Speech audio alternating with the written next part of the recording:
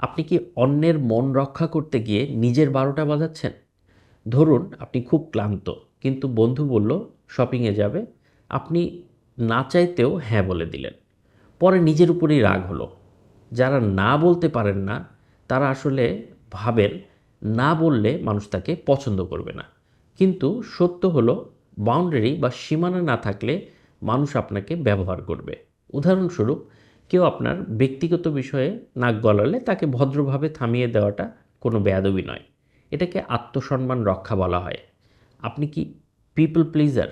এরকম যদি আপনার কোনো বিষয় থেকে থাকে যে আপনি মানুষকে না বলতে পারেন না, হ্যাঁ বলেন বা উপরোধে ঢেকে গেলেন এবং পরে সেটার জন্য নিজেরই বিভিন্ন ধরনের ক্ষতির শিকার হন, তাহলে এখন থেকে আপনি প্র্যাকটিস শুরু করুন ছোট ছোট বিষয়ে না বলা দিয়ে।